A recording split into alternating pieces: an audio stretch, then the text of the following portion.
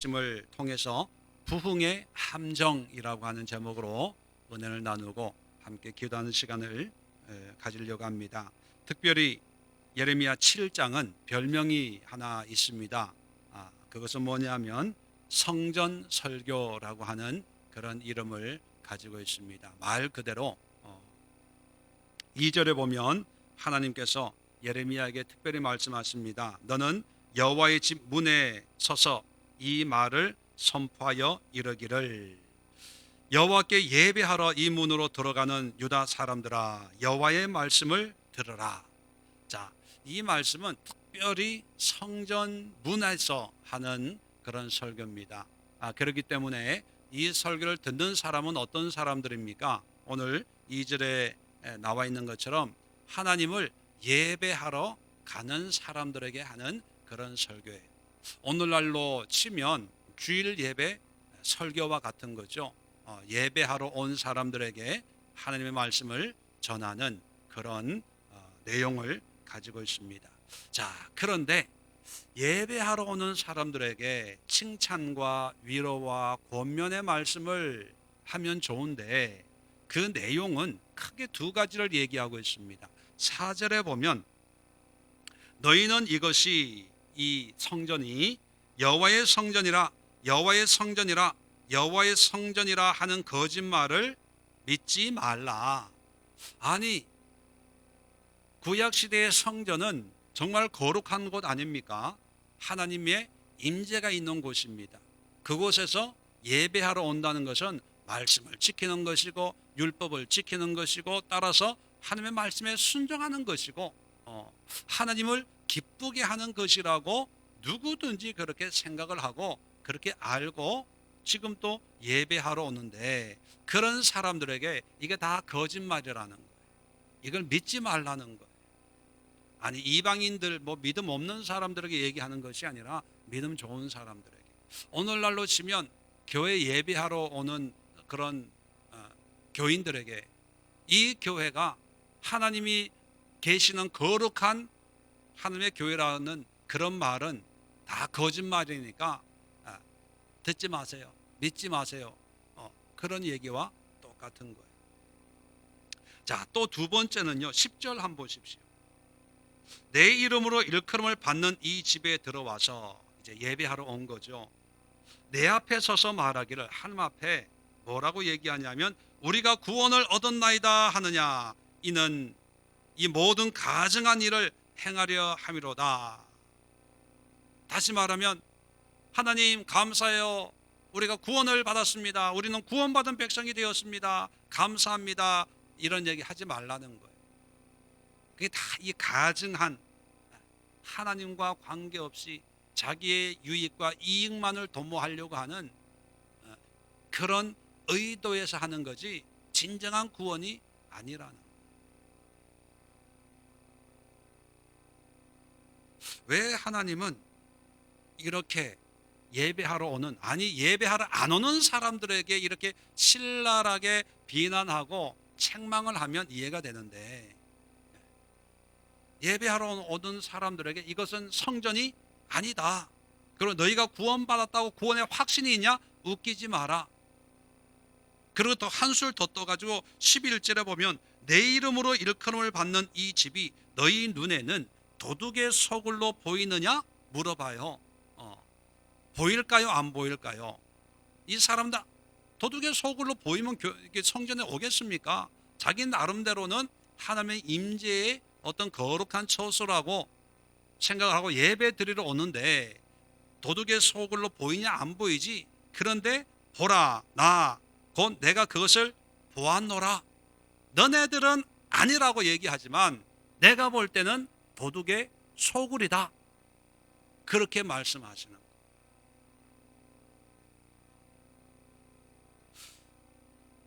예수님께서도 2000년 전에 예루살렘 성전에 가서 물건을 사고 팔고 하는 그 장사하는 사람 다 내쫓으면서 기록된 바 내 집은 만인이 기도하는 집이라 일컬음을 받는데 너희가 강도의 소굴을 만들었도다 책망하셨죠.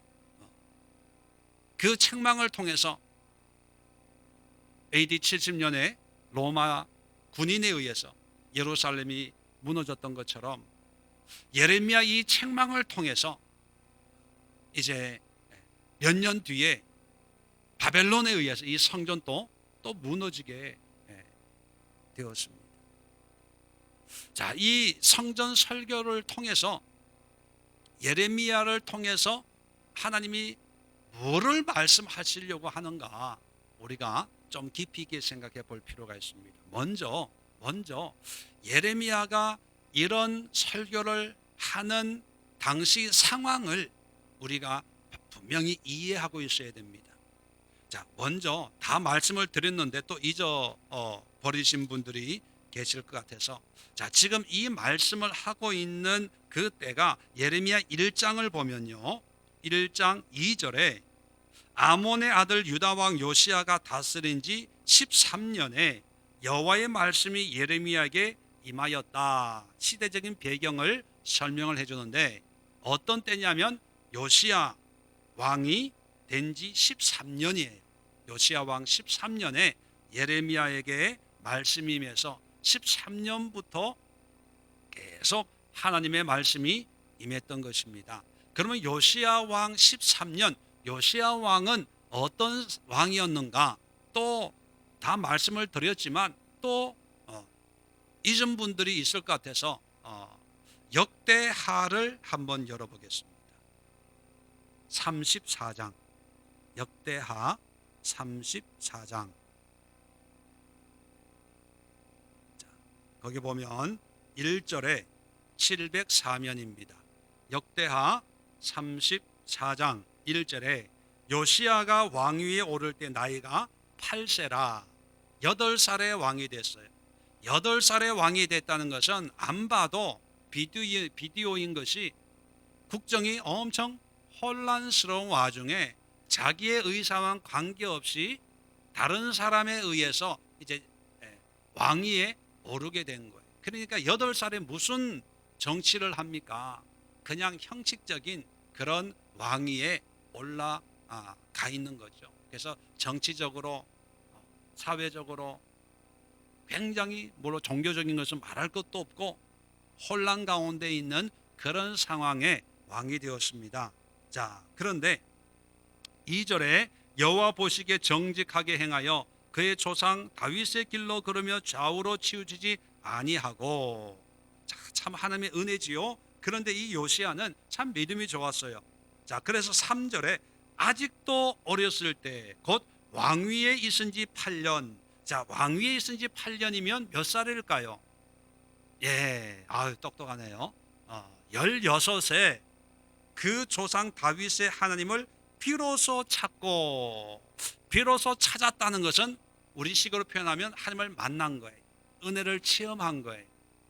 중생했다, 뭐 거듭났다, 여러 가지 표현을 쓸 수가 있는데 하나님을 경험하고 하나님을 만나서 16살에 자, 그런 다음에 제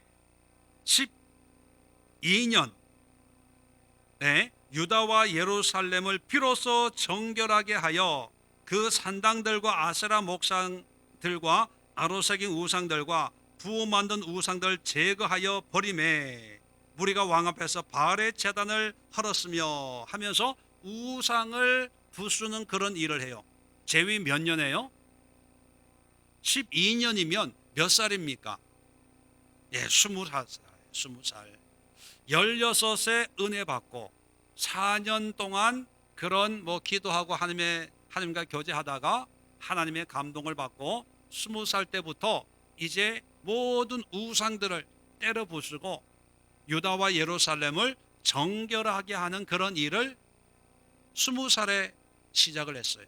자, 그런데 아까 1장 2절에 예레미야 1장 2절에 예레미야가 사역을 시작한 것이 요시야 왕 몇 년째라고요? 13년이면 요시야가 21. 그럼 한창 우상을 타파하고 신앙을 개혁하는 와중에 예레미야가 선지자로 소명을 받았고, 자, 선지자로 소명을 받으면서 7장이 어떤 몇 년 뒤에 몇 달 뒤인지 모르지만 하여튼 요시야 왕이 열심히 영적인 회복 운동을 하고 있는 상황에 예레미야가 하나님의 말씀을 전하고 있는 거예요. 자, 그러다가 몇 절을 보시냐면 8절 보십시오. 8절. 34장 역대하 34장 8절에 요시야가 왕위에 있은 지 18째 해 18년이면 26살에 그 땅과 성전을 정결하게 하기를 마치고 그의 하나님 여호와의 전을 수리하려 하여, 자, 성전을 수리하는 거예요. 자, 다른 데는 다 정결하게 하고 이제 예루살렘 성전을 이제 수리하다가 율법책을 발견을 하고 그 율법책대로 하나님 앞에 회개하는 그런 역사를 일으키는 그런 장면들이 쭉 나옵니다. 자, 여기서 이제 오늘 본문과 이 역사적인 사실과 이렇게 함께 묶고 보면, 지금 예레미야가 성전에 서서 성전이다, 여호와의 성전이다, 나는 구원받았다, 나는 구원받았다 하는 말을 믿으라는 거예요, 믿지 말라는 거예요? 믿지 말라는 거예요. 왜요? 다 거짓말이라는 거예요. 이게 누구의 얘기냐면 하나님의 말씀이거든요. 다 거짓됐다는 거예요. 그러면 당시 상황을 봤잖아요.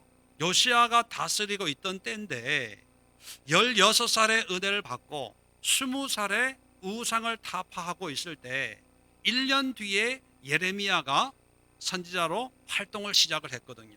그렇게 보면 정치적으로는 요시야 왕이 종교 개혁을 하고 신앙적으로 영적으로는 예레미야가 말씀을 선포하고, 어떻게 보면 요시야와 예레미야를 통해서 유다가 영적으로 굉장한 회복, 영적인 부흥을 맛보는 의미 있는 그런 상황이거든요. 그러니까 일반 백성들도 야, 요시야 정말 피가 끓는 청년 이 요시야가 역시 다르긴 다르구나. 정말 이제 이 나라를 잘 다스리려고 조상 다윗의 길로 행하려고 저렇게 열심히 바알 산당을 때려 부수고 우상을 불태워버리고 예루살렘을 깨끗하게 정결하게 하고 하나님의 뜻대로 살려고 저렇게 몸부림치는구나. 그리고 성전을 물론 몇 년 뒤의 일이지만 성전을 수리하려고 저렇게 애를 쓰는구나. 백성들도 알 거 아닙니까? 자, 그런 마음으로 이제 이제 뭔가 되겠구나. 우리 그동안 기도 못했는데 기도하자. 우상을 섬겼는데 이제 우상 그만 섬기고 이제 성전에 가서 예배 드리고 제사를 좀 드리자. 뭐 그렇게 하면서 성전에 와서 예배 드리려고 오는 사람들이 아마 지금 이 설교를 듣고 있을 거라는 거예요. 자, 그런 사람들에게 일반적으로 설교는 어떻게 해야 됩니까? 아마 이럴 거예요. 잘 오셨습니다. 마음 생각 잘한 거예요. 이제는 바알에게 무당에게 전보로 다니지 마시고 교회 와서 하나님 앞에 기도해야지요. 예배 드려야지요. 잘한 거예요. 이제야 정신 차리고 이제 신앙생활 제대로 하겠네요. 어서 오세요. 어서 오세요. 친구들도 데리고 오세요. 뭐 총동원 전도주의를 합시다. 한 사람이 한 사람을 전도하는 그런 전도주의를 합시다. 일억량 찾기 운동을 합시다. 자, 이제는 우상 앞에 제사 지내지 말고 교회 와서 하나님 앞에 예배합시다. 우리의 구원은 이 시대는 교회밖에 없습니다. 교회 외에는 소망이 없어요. 아마 그렇게 설교를 할 거고, 또 그런 설교를 들으러 오는 사람들에게 어서 오세요, 어서 오세요 환영을 해야 되는데 환영하기보다는 오히려 책망해요. 여호와의 성전이라고 찾아왔냐? 웃기지 마라. 다 거짓말이야. 구원받았다고 너네가? 웃기지 마. 내가 보기에는 구원 안 받, 다 도둑놈들이야. 여기가 말로는 여호와의 이름으로 일컬음을 받는 집이라고 표현해요.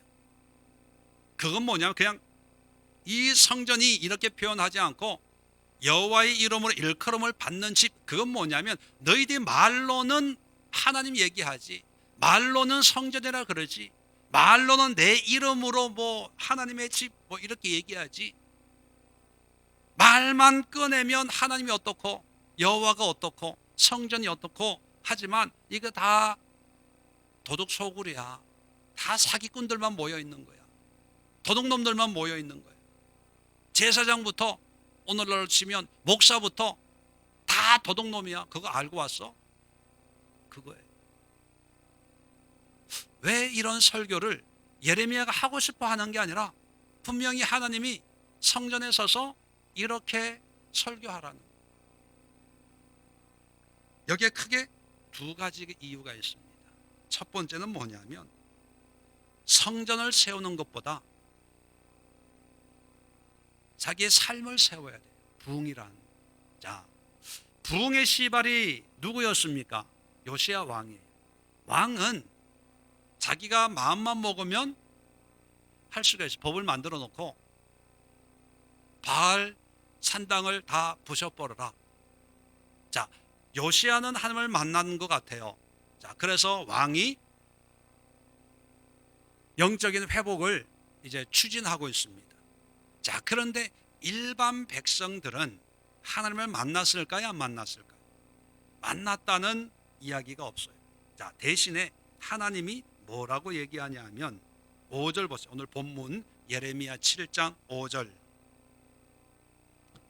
자, 너희가라고 하는 것은 성전에 예배하러 오는 사람, 요시야 왕의 영적 신앙 회복 운동에 동참을 해서 예배하러 오는 너희가 만일 길과 행위를 바르게 하여 이웃들 사이에 정의를 행하며 이방인과 고아와 가부를 압제하지 아니하며 무죄한 자의 피를 이곳에서 흘리지 아니하며 다른 신들 뒤를 따라 화를 자초하지 아니하면 내가 너희를 이곳에 살게 하리니 곧 너희 조상에게 영원 무궁토로 준 땅이니라. 자, 본인들은 교회 성전에 예배하러 간다고 할 때 본인들은 믿음이 있다고 생각해요? 없다고 생각해요? 있다고 생각하니까 예배하러 가는 거예요. 자, 믿음이라고 하는 그런 모양은 있을 수 있어요. 근데 하나님이 보시는 것은 믿음이라고 하는 종교적인 걸 봐요? 아니면 그들의 삶을 봐요? 삶을 보는 거예요. 삶을. 자, 우리가 부흥이라고 할 때 그 부흥은 어떤 한 사람의 리더가 어떤 외적인 종교적인 행위나 종교적인 분위기나 종교적인 어떤 운동을 일으키는데 내가 동참함으로 해서 그것이 부흥이고 그것이 구원이라고 착각하면 안 된다는 거예요.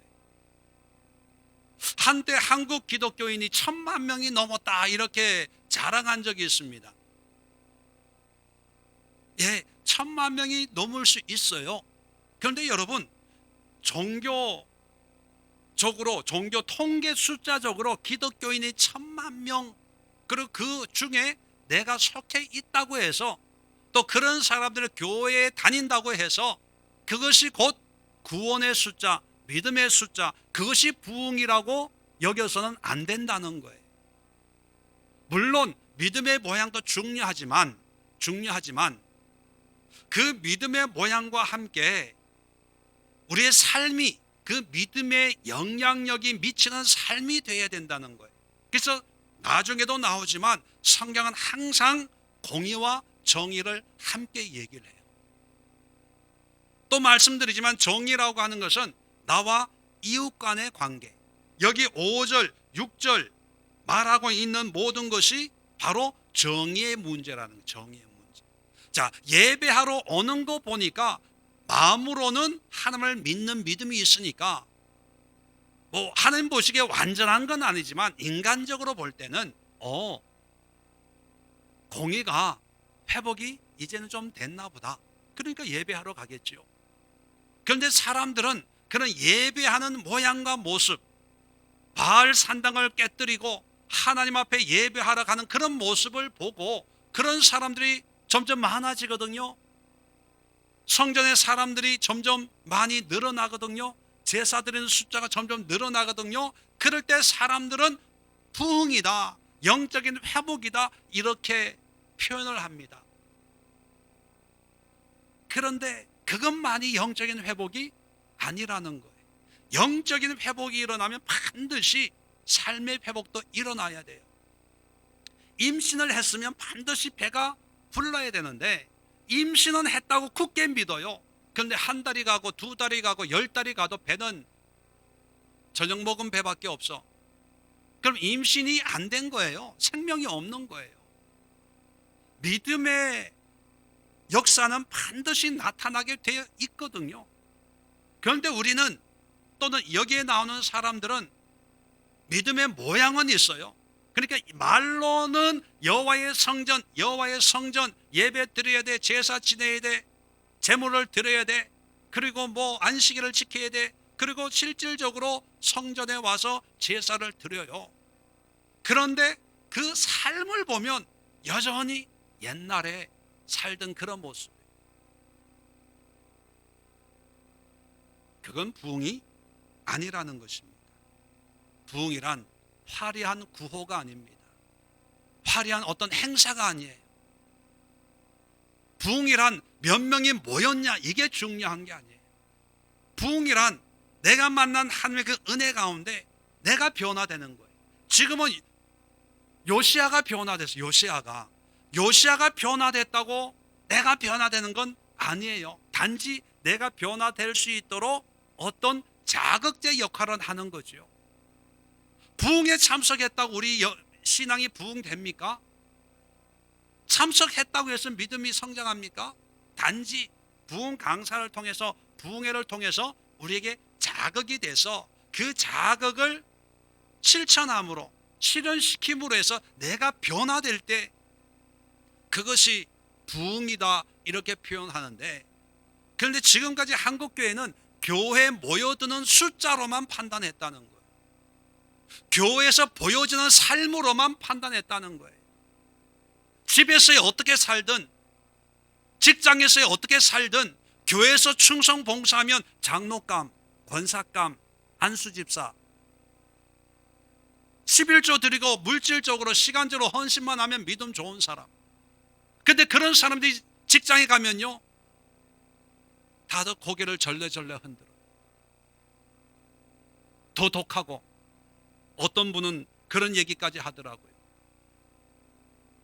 교회 세워야 된다고 직원들한테 월급도 안 주고 혜택도 다른 일반 회사보다 더 적게 주고 일은 더 많이 시키고, 그러면서 말은 하나님의 일을 한다고, 선교한다고, 교회 세운다고. 자, 그럴 때 물론 그게 동참하는 사람들은 의미가 있습니다. 근데 안 믿는 사람도 있을 거 아니에요. 그런 믿음이 없는 사람도 있을 거 아닙니까? 그게 나쁘다는 게 아니에요. 다 좋지만 그런 것 때문에 또 상처받고 실족할 수 있는 그런 사람들까지도 우리가 품을 수 있는, 여기 보면 이방인, 고아, 과부 뭐 이런 사람들을 보면 당시의 어떤 사회 계층으로 보면 하층민들이에요. 그래서 어떤 면에서는 이들은 신경 안 써도 될 수 있는 그런 사람들. 그런데 하나님은 이런 사람들을 거론하면서 이런 사람들을 힘들게 했다는 거예요. 어렵게 했다는 거예요. 고통을 줬다는 거예요. 우리는 한국적인 의미는 뭐냐면 대의라는 게 있잖아요. 대의. 큰 꿈이 있으면 좀 뭔가 이렇게 희생당하고 소외당해도 대의를 이루기 위해서, 그래서 어떤 큰 일을 이루었을 때 그것을 만족스럽게 바라보고 하나님의 은혜입니다 이렇게 얘기합니다. 좋은 걸, 큰 걸 봐요. 그런데 그 큰 거, 큰 일을 위해서는 보이지 않게 상처받고 힘든 그런 사람들도 있을 수 있죠. 근데 하나님은 큰 대의도 물론 중요하지만 소외당한, 상처받은 이런 사람들의 고통과 아픔도 하나님께서 기억하신다.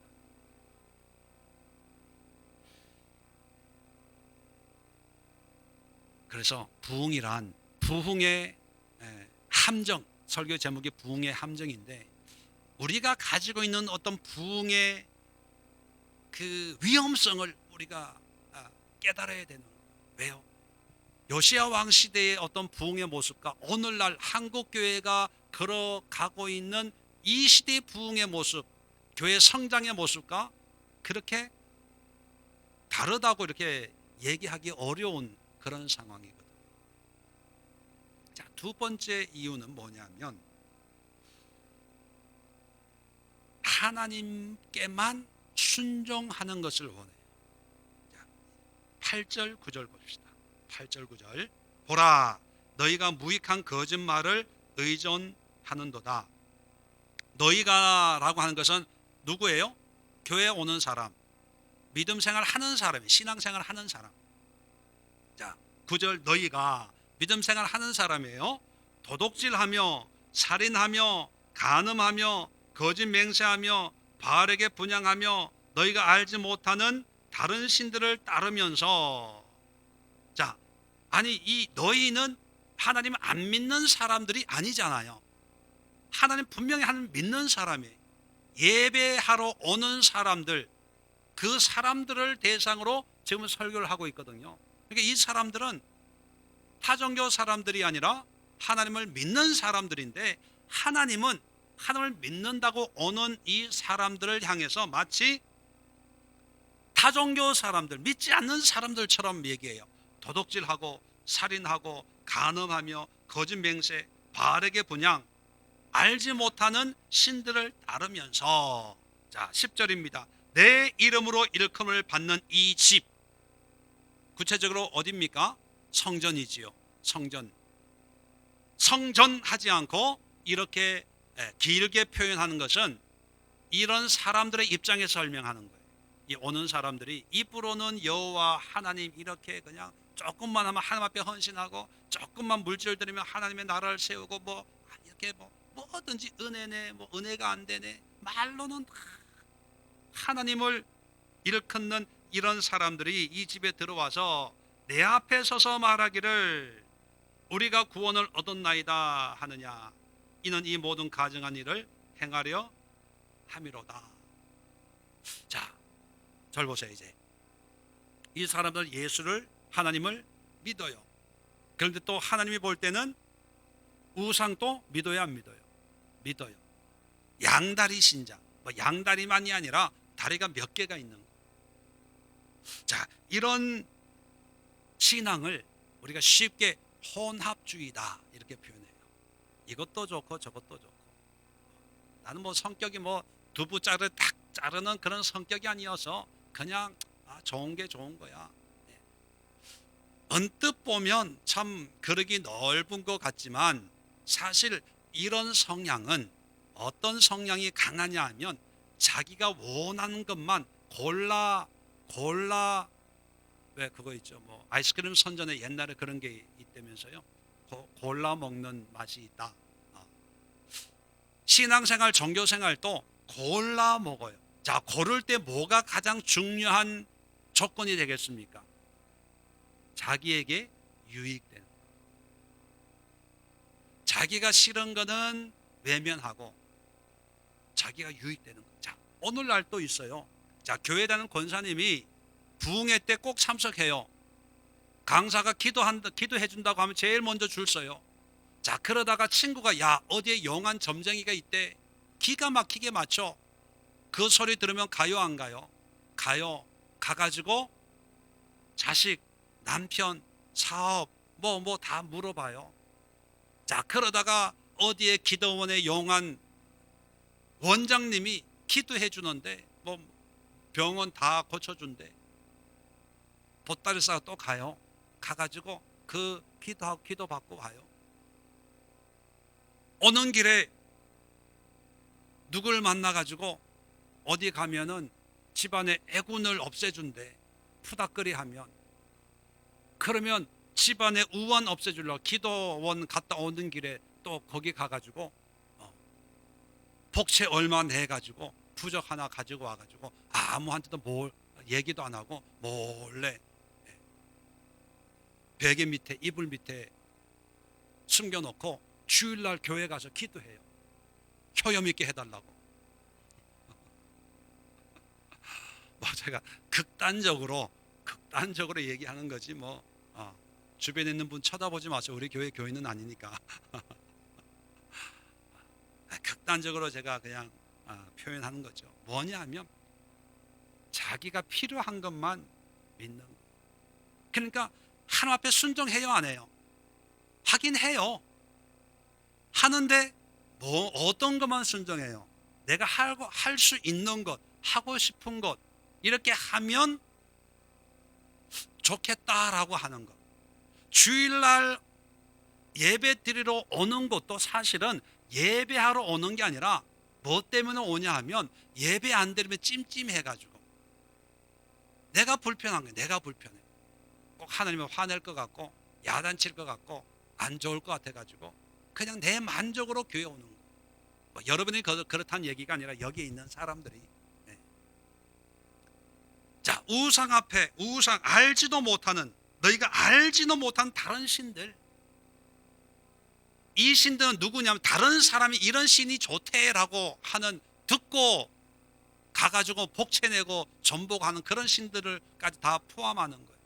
알지도 못하면 남들이 좋다니까, 남들이 좋으니까 뭔가 좋은 게 있겠지. 그런 마음으로 또 교회도 와요. 왜? 뭐 신이 있겠지. 나보다 더 똑똑한 사람들도 교회 다니는데 뭐 남들 다니니까 다니다 보면 좋은 일 생기겠지. 자, 그러다 보니까 하나님께 본인은 하나님께 순종을 한다고 생각해. 왜요? 예배 드리러 오잖아요. 교회 오잖아요. 또 무리 속에 같이 신앙생활을 하잖아요. 그런데 하나님만 섬기는 게 아니라 자기가 섬기고 싶은 것도 섬기고.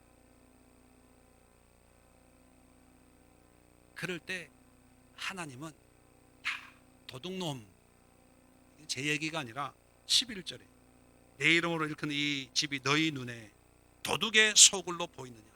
이 도둑이라고 하는 거 꼭 남의 물건을, 이 사람들 다 범법자라는 얘기가 아니죠. 도둑이 뭐예요? 견물생심이라고 자기가 눈에 보기에 좋은 거는 다 자기 걸로 만들고 싶은 그런 심리가 있는 사람들이라는 거예요. 자기가 손해볼 짓은 안 해요. 뭔가 유익이 되고 이익이 되니까 나오는 거예요. 그걸 다, 그런 사람들이 모여 있는 곳을 도둑의 소굴 이렇게 표현하는 거죠. 그럼 이 도둑들은 신앙생활, 종교생활을 하지만 사실은 하나님께 순종하는 것이 아니라 사실은 자기 자신에게 순종하는 거예요. 뭔가 해야 되냐 말아야 되냐 결정할 때도 자기가 할 형편이냐 아니냐, 할 시간이냐 아니냐, 할 수 있는 돈이 있냐 없냐. 없으면 뭐 난 못해. 없는데 어떡해? 난 바빠서 못해. 바쁜데 어떡해? 피곤해. 피곤한데 어떡해? 내일 출근해야 되는데, 또 내일 뭐 해야 되는데, 어떻게 예배 드려? 다른 데도 뭐 돈 쓸 때가 있는데 양을 어떻게 사? 내가 먹고 살기도 바쁜데. 그게 도둑이라는. 더 기가 막힌 말씀을 하는데, 자, 21절 한번 봅시다. 7장 21절. 만군의 여호와 이스라엘의 하나님께서 이와 같이 말씀하시되 너희 희생 제물과 번제물의 고기를 아울러 먹으라. 자, 희생 제물과 번제물은 일반 백성들이 먹을 수 있어요, 없어요? 없어요. 제사장만 먹고 뭐 태우든지 해야 되잖아요. 근데 먹으래요. 왜 먹으라고 하는지 한번 봅시다. 사실은 22절입니다. 내가 너희 조상들을 애굽 땅에서 인도하여 낸 날에 번제나 희생에 대하여 말하지 아니하며 명령하지 아니하고. 자, 이게 좀 헷갈리지요. 출애굽했을 때, 애굽 땅에서 인도해 낸 날, 출애굽해서 시내산에 있을 때 번제나 희생에 대해 말하지 아니하고 명령하지 아니했대요. 자, 번제나 희생에 대해서 성경에 기록되어 있어요, 없어요? 있어요. 그럼 이게 무슨 말이냐?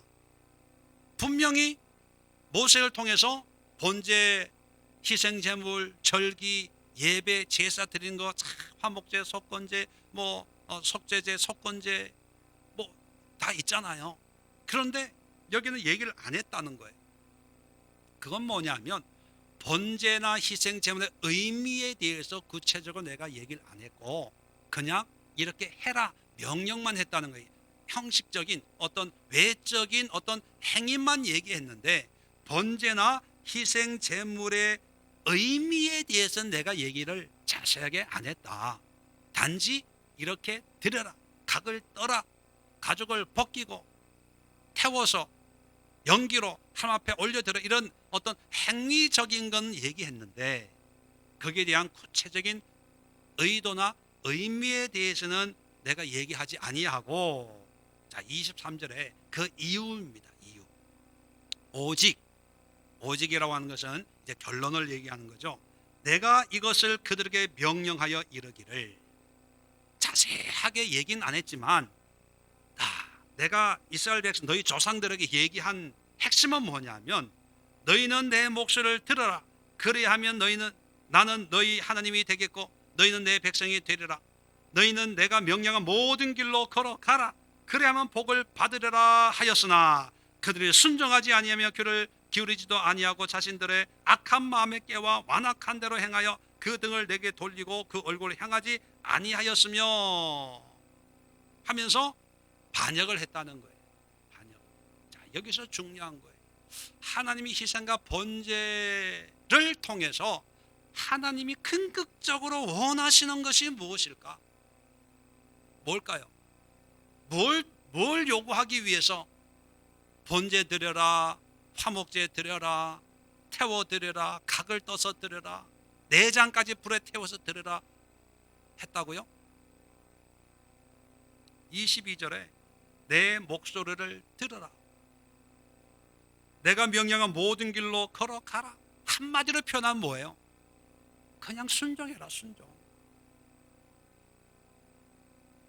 왜 1년 된 어린 양을 드려야 되고, 왜 송아지를 드려야 되고, 왜 비둘기를 드려야 되고, 물론 내가 다 얘기할 수 있지만, 그러나 어린 양 드리고 비둘기 드리고 수양 드리고 하는 것은 그냥 내 말에 좀 따라와 줬으면 좋겠다, 그거예요.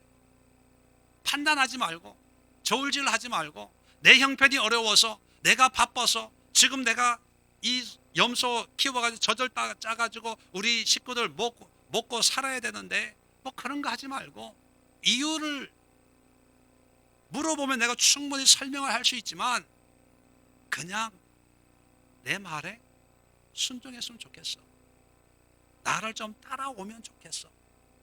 그런 의도로 번제와 희생을 가르쳤는데 안 들었다는 거. 꼭 이렇게 해야 돼요?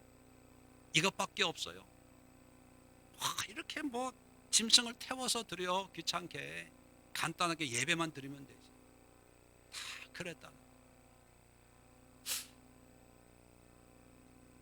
하나님이 우리에게 원하시는 것, 제가 교회에 있을 성경 공부할 때도 시내산 할 때도 자주 말씀을 드렸는데, 시내산 공부를 모세오경을 이제 하고 있는데, 어떻게 보면 정말 신 중에 이렇게 짜잔한 신이 또 없어요.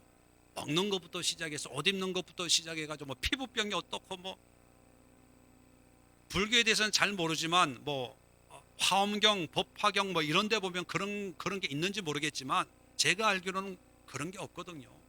뭐 먹으라 마라, 뭐 이건 부정하다, 이건 정하다, 또 부정한 거 이렇게 해가지고 뭐 정결하게 하고, 집에 곰팡이가 있으면 부정하니 뭐 7일 동안 집 밖에 있다가 제사장 불러다가 뭐 확인을 시키고. 아니, 세상에 무슨 신이라는 존재가 그렇게 짜잔해요. 그런데 하나님은 그렇게 하셨거든요. 그 이유가 뭘까? 그냥 순종하는 거. 다른 사람들은 다 자기 방식대로 살지만 너희만큼은 내가 하라는 대로 이유 묻지 말고 그냥 따라해.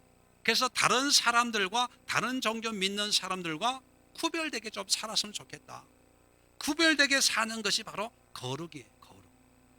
그리고 거룩한 하나님이 거룩하니 너희도 거룩하라. 그게 뭐냐면 하나님과 관계가 회복이 되는 거예요.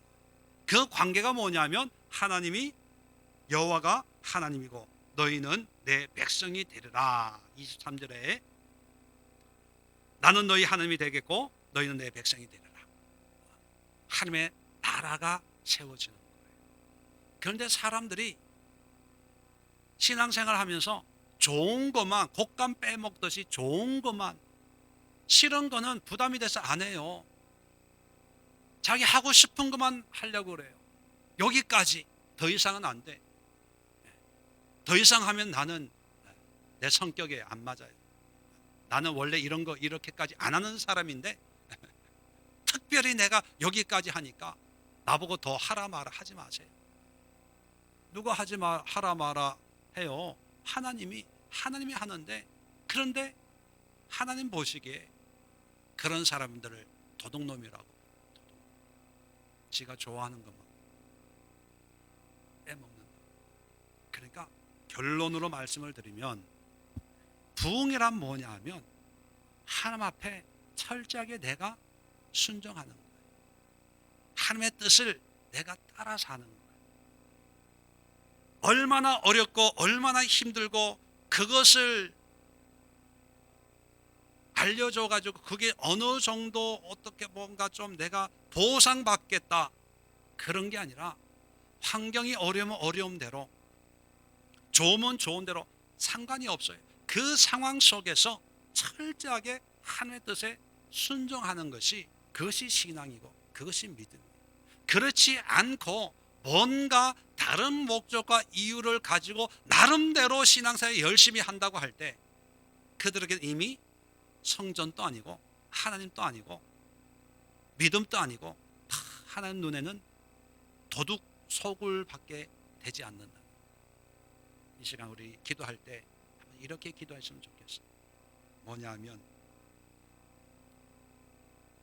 믿음의 열매는 내 삶의 변화예요. 삶의 변화. 하나님의 은혜가 임하면 반드시 내 삶이 변화되고, 또 내 안에 진정한 믿음이 회복이 되면 반드시 그것이 내 삶으로 드러나게 되어 있어요. 근데 삶은 변화되지 않고 교회 안에서의 모습만 변화된다. 이거는 하나님 기뻐하시는 그런 신앙의 모습이 아닙니다. 부흥은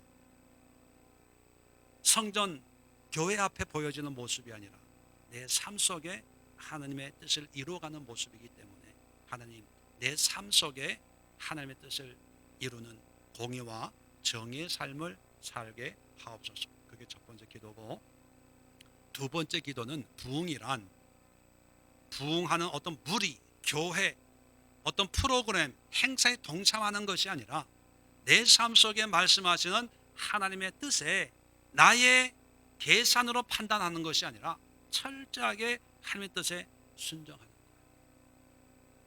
그러면 뭐 다른 얘기지만, 그러면 어떻게 하나님의 뜻에, 이게 하나님의 뜻인지 어떻게 압니까? 뭐 또 많은 설명이 필요하겠지만 가장 분명한 것은요, 내 안에 바른 믿음이 생기면 하나님의 음성이 더 분명하게 들려요. 클리어하게 들려요. 이건 분명해요. 반대로 내 신앙이 흐릿하니까 하나님의 음성이 분별이 안 되는 거예요. 이렇게 온전하게 하나님의 뜻으로 살면 그때 하나님이 주시는 그런 뜻에 순종하면 그것이 하나님이 기뻐하는 삶의 모습이에요. 그래서 하나님께만 순종하는, 하나님의 뜻만 구하는, 하나님 앞에 우리의 삶을 완전히 구별하여 주님 앞에 드리는 헌신의 삶을 살게 하옵소서. 이 두 가지 기도 제목 가지고 주님 앞에 간절함으로 나아가서 하나님 앞에 책망이 아닌 칭찬받는 그런 신앙의 주인공들 될 수 있기를 주의 이름으로 축원을 드립니다. 기도합니다. 좋으신 하나님,